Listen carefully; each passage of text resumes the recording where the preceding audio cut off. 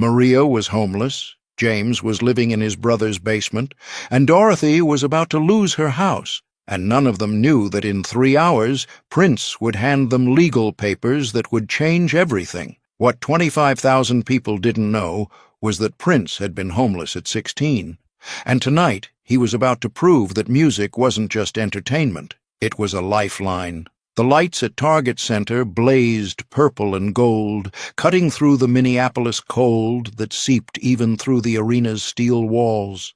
March 15th, 2004, the Musicology Tour, Prince's homecoming to the city that raised him, shaped him, nearly broke him. In Section 214, the nosebleed seats where tickets cost $40, Maria Santos sat clutching her purse like it held her entire world. Because it did. $8 left, a photo of her 8-month-old daughter, and a ticket she shouldn't have bought. In Section 108, mid-level seats he'd saved 6 months to afford, James Mitchell sat with military posture, hands on his knees, eyes forward. The discipline of 20 years in the Army couldn't hide the red rimming his eyes. In Section 302, upper deck where the elderly usually sat to avoid stairs, Dorothy Williams held her granddaughter's hand. The purple scarf covering her bald head from chemotherapy matched the stage lights. A coincidence, or maybe fate. None of them knew each other. None knew what was coming. But in 3 hours, their lives would be connected forever by 5 words Prince would say into a microphone, "I'm buying 3 houses." But before the promise came, the pain, because to understand why Prince did what he did that night, you had to know where he'd been. February 20th, 2004, 3 weeks earlier. The WCCO studio in downtown Minneapolis smelled like coffee and old carpet. Prince sat across from a local news reporter promoting his return to the city after years of touring everywhere else. "Prince, you're back in Minneapolis. Homecoming. What does it mean?" Prince was quiet for a moment, the kind of quiet that made reporters nervous, made them check if the camera was still rolling. "Minneapolis made me. North Side. Poor neighborhood. Single-parent household." His voice was soft but certain. "If not for music, I don't know where I'd be." The reporter leaned forward. This was the Prince people rarely saw. Unguarded, honest. "Music saved my life, gave me purpose, gave me home. Literally." Prince looked directly at the camera. "I was homeless briefly at 16, crashed on friends' couches. The music industry gave me stability. You're worth an estimated $300 million. Do you give back?" "I give. Quietly, anonymously, charities, scholarships." Prince paused. "But I want to do something public, something that shows music isn't just entertainment. Music is a lifeline. What do you have in mind?" Prince's smile was mysterious, the same smile that had made him a legend. "Target Center, March 15th, my concert. I'm going to change 3 lives. Publicly. So people see success means nothing if you don't share it." The interview aired that night. By morning, Minneapolis was buzzing.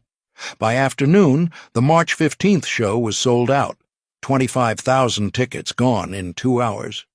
What nobody knew was that Prince had already made the calls, already contacted real estate agents, already set aside $850,000 in a bank account designated for 3 people he hadn't met yet. Because when you've been broken, really broken, you remember what saving feels like, and you spend the rest of your life trying to give that feeling to someone else. March 15th, 2 p.m. 13 hours before the concert, Maria Santos stood in the shelter's communal bathroom, staring at the ticket in her hand. $40. Her last $40. Money that should have bought diapers, formula, maybe a week of bus fare to job interviews. Her mother had taken the baby for the afternoon. "Go," she'd said. "You need something beautiful in your life. Right now." Maria had been homeless for 3 months. Lost her job at the Target on Lake Street when they found out she was pregnant. Lost her apartment when she couldn't pay rent. The shelter on Franklin Avenue took her in, but shelter rules were strict. Out by 7 a.m., back by 7 p.m. No exceptions. She'd bought the ticket because Prince's music was the only thing that made her feel like she still existed, like she was more than just another teenage statistic. Purple Rain played in her head constantly. A prayer, a promise, a reminder that somewhere, someone understood what it felt like to have nothing. But tonight, she'd have to choose, stay for the whole concert and violate curfew, or leave early and keep her bed. The shelter was her baby's only roof. What Maria didn't know was that in 6 hours, choosing to stay would change everything. In suburban Minneapolis, James Mitchell sat in his brother's basement, staring at the Target Center ticket on the folding table that served as his family's dining room.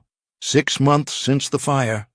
6 months of living in 400 square feet with his wife, 2 kids, and the constant weight of failure pressing on his chest. He'd served in Iraq in 2003, came home whole, bought a house with his veterans' benefits, thought he'd made it. Then the electrical fire, middle of the night. Everyone got out alive, but the house was gone. Insurance paid some, but not enough. Medical bills from smoke inhalation, his son's new asthma, his wife's diabetes requiring special care. 2 jobs, construction during the day, security at night. Still couldn't save for a down payment.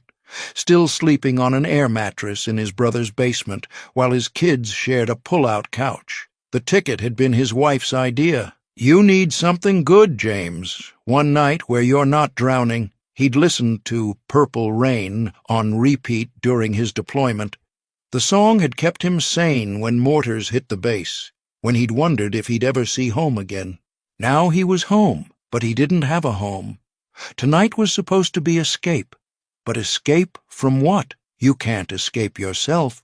What James didn't know was that Prince had served too, not in war, but in the battle to survive.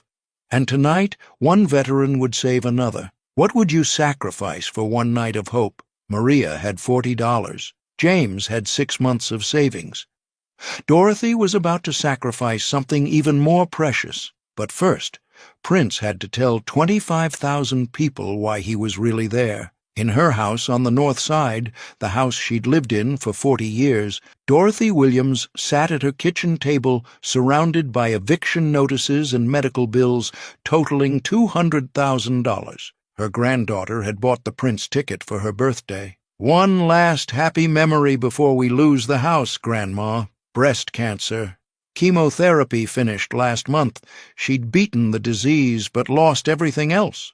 The insurance covered some treatments, not all. The hospital wanted their money. The bank wanted the house.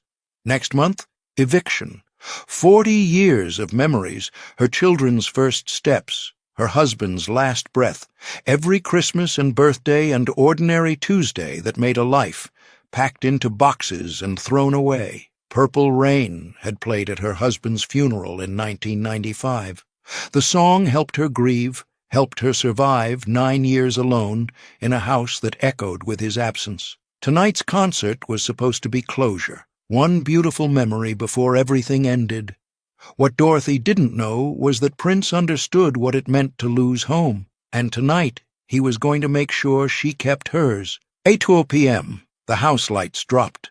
25,000 voices erupted as Prince took the stage in purple, guitar gleaming under spotlights that turned the Target Center into a cathedral of sound. This was his city, his people, his homecoming. "Let's Go Crazy" opened the set, then 1999, then Little Red Corvette.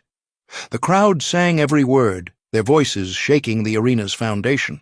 In section 214, Maria sang until her throat hurt, trying to forget the shelter curfew she was violating. In section 108, James stood at attention during the guitar solos, muscle memory from military formations. In section 302, Dorothy swayed slowly, conserving energy, making every moment last. 9:01 p.m., Purple Rain closed the first set. Prince sat at the piano, sweat soaking through his shirt, 25,000 people swaying as one organism. The final chord rang out like a benediction. Then Prince did something he'd never done before. He walked to the edge of the stage and sat down, legs hanging over, speaking to the crowd like they were sitting in his living room. "Minneapolis, my city, my home. I need to tell you something." The arena quieted. This wasn't part of the show. This was real. "I grew up North Side. Poor, single mom, didn't have much." Prince's voice was quiet, intimate, carried by speakers that made every word feel like a secret. "But we had music. Music saved me, gave me purpose, gave me a career, gave me a house, literal house. Paisley Park, I own that, because music gave me that." 25,000 people were silent now, listening. "Tonight, I want to give back. Not anonymously, publicly. So you see that success is meaningless if you don't share it." Prince stood. "I'm going to bring 3 people on stage, 3 fans, different ages, different stories. They're going to sing with me." He paused. Let the anticipation build. "And the 3 people who sing? I'm giving them houses, fully paid, no mortgage, no rent. Theirs." For 4 seconds, Target Center was absolutely silent. 25,000 people calculating whether the man on stage was serious or insane. Then the arena exploded. Screaming, crying, disbelief. People turning to strangers asking, "Did he say houses?" Prince held up his hand. "Real houses. I'm buying them. 250 to 300,000 each. Whatever they need. Family size, location they choose. I'm serious." In section 214, Maria's hands were shaking so hard she couldn't hold her purse. In section 108, James stood frozen at attention, tears streaming down his face. In section 302, Dorothy clutched her granddaughter's hand and whispered, "He's an angel." But none of them believed they'd be chosen, because miracles happened to other people, not to women living in shelters, veterans sleeping in basements, grandmothers losing their homes. What happened next would prove that sometimes, when you need a miracle most, one finds you. "I want 3 volunteers," Prince said, pacing the stage. "1 young person under 25, 1 middle-aged, 35 to 55, 1 elderly, over 65. His voice changed. Softer, more serious. "But I don't want people who are comfortable. I want people who need this, who are struggling, who would use a house to change their life. If that's you, stand up. Tell me your story, briefly. I'll choose 3. 25,000 people erupted. Hundreds stood, waving, shouting. The arena became chaos. Hope made visible, desperate, and beautiful. Prince walked the stage edge, looking, listening. He pointed to section 214. "You, young woman, up there, come down." Maria Santos stood frozen. Her legs wouldn't move. The people around her were pushing her toward the aisle, shouting, "Go! Go!" Security met her halfway, escorted her down the endless stairs. 5 minutes that felt like 5 hours. Her Goodwill clothes suddenly felt too visible under the lights. Her hands shook. Prince knelt at the stage edge as she approached, making himself smaller, less intimidating. "What's your name?" "Maria." Her voice was barely audible. "I'm 19, Maria. Why do you need a house?" She started crying before she could answer. The whole story came out in broken sentences. "Single mom. Baby is 8 months old. We've been homeless 3 months. Living in a shelter. Lost my job when they found out I was pregnant." Prince's face showed no pity, just recognition, like he'd been exactly where she was standing. "Where's your baby now?" "With my mom, at the shelter. I used my last $40 for this ticket. I shouldn't have. I should have bought diapers." The tears came harder. "But I needed hope. Your music gives me hope." The arena was silent. 25,000 people holding their breath. Prince stood, walked to Maria, put his hand on her shoulder. "Maria, you're the first winner. You're getting a house. For you and your baby." Maria's legs gave out. Prince caught her. She was sobbing so hard she couldn't speak, couldn't breathe, couldn't process what he'd just said. "You'll have a roof, walls, safety, I promise." The standing ovation lasted 5 minutes. People in the nosebleed sections were crying, strangers hugging strangers. Maria collapsed into a seat security brought, her whole body shaking. 1 down, 2 to go. Second person, middle-aged, 35 to 55. Who needs this? James Mitchell stood. Military posture, shoulders back, even crying. He stood like a soldier. Prince pointed. You, Section 108. Come down. James walked fast, purposeful, the way you move when you've been trained to respond to orders immediately. He reached the stage in under 2 minutes. He saluted, force of habit. Prince smiled gently. What's your name, brother? Sir, James Mitchell, 45, Army veteran, served Iraq, 2003. Thank you for your service. Prince's voice carried genuine respect. Why do you need a house? James's military composure cracked just slightly. House fire. 6 months ago. Lost everything. Wife. 2. Kids. We're living in my brother's basement. Wife's diabetic, needs her own space. Kids sharing an air mattress. I work 2 jobs. Can't save for a down payment. Medical bills from the fire. Smoke inhalation. My son has asthma now. He paused, voice breaking. Your music? I listened to it in Iraq. Kept me sane. Kept me hoping I'd come home. Now I'm home, but I don't have a home. The arena was crying again. A veteran, struggling, hit different. This was someone who'd served, who'd survived war, now defeated by a house fire. Prince saluted back. The gesture was perfect. James, you're the second winner. You served our country. Now let me serve you. You're getting a house, big enough for your family. James broke. The military discipline that had held him together for 20 years shattered. He saluted repeatedly through tears, unable to speak. You don't have to thank me, Prince said quietly. You earned this by serving, by surviving, by being here. The crowd chanted, USA!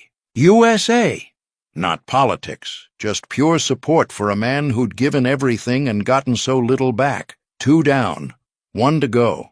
Third person, elderly, over 65. Who needs this? In Section 302, Dorothy Williams stood, slowly.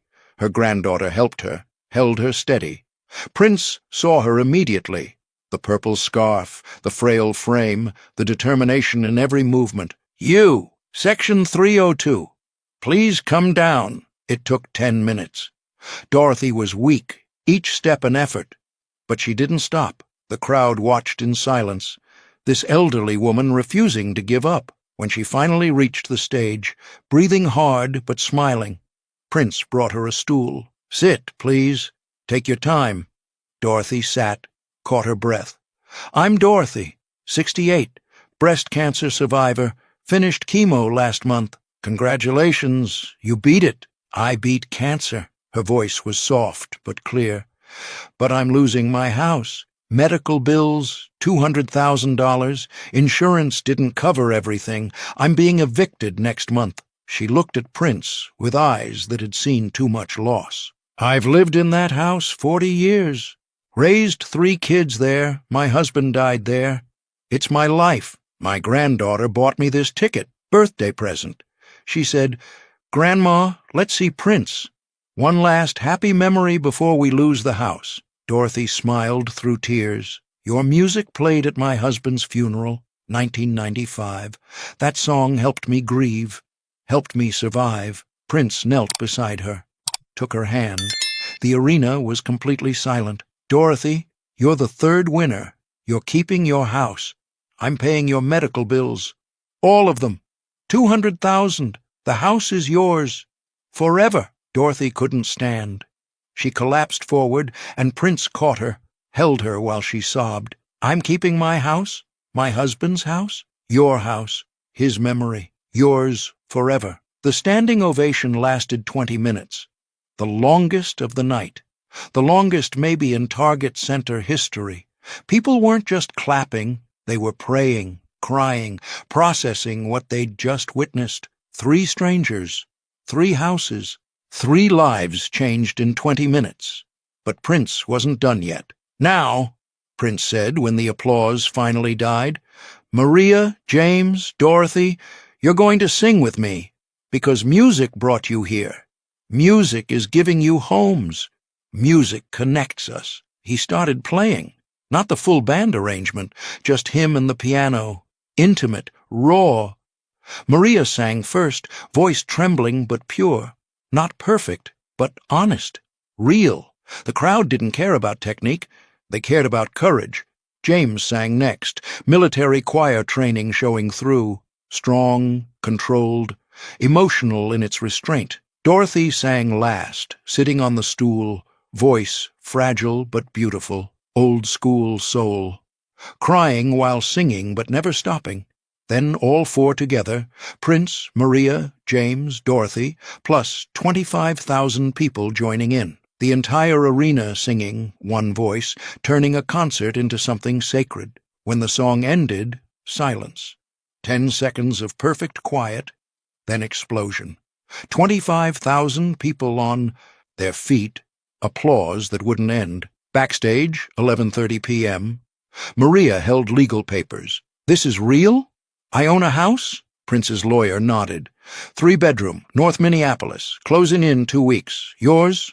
"No mortgage." Maria collapsed, unable to process. James held similar papers, saluting Prince repeatedly. "My family, we can breathe again." Dorothy, too weak to stand, held her papers like they were made of gold. "My house. I'm keeping my husband's house." Prince knelt beside her. "Medical bills paid, and I'm setting up a fund, 50,000 for future treatments. Whatever you need." Dorothy prayed, hands clasped. "God sent you." Prince shook his head. "Not an angel, just a musician who remembers being homeless at 16. Music saved me. Now music saves you."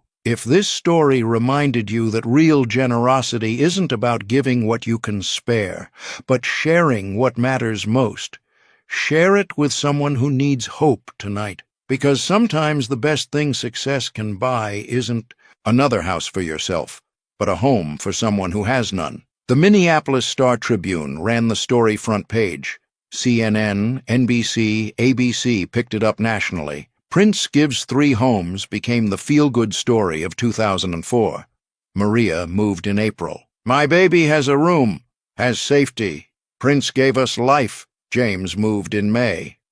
"Prince didn't just give a house, he gave dignity, gave us a fresh start." Dorothy stayed in her house, medical bills paid. She lived there until 2015, dying peacefully in the living room where her husband had died 20 years earlier. Her final words, "Tell Prince I'm meeting my husband now. I'll tell him an angel saved our house." In 2005, Prince established Love for One Another charity. Over 50 families housed by 2016. When Prince died in 2016, Maria, now 31, daughter, now 12, said, "He gave me hope. That hope changed my life. My daughter grows up in the house Prince bought. She knows kindness exists. Prince exists in our walls forever." Oprah. Winfrey covered the story on her show in May 2004. Prince gave $850,000, but more than money, he gave dignity. He made them earn it through courage, through sharing their stories. That's not charity, that's partnership. That's how you change lives. By honoring people's humanity, not just their need. 3 strangers walked into Target Center that night with nothing but tickets and hope. They walked out with houses, dignity, and proof that sometimes, when you're brave enough to stand up and sing, miracles happen. Because music isn't just entertainment, it's a lifeline.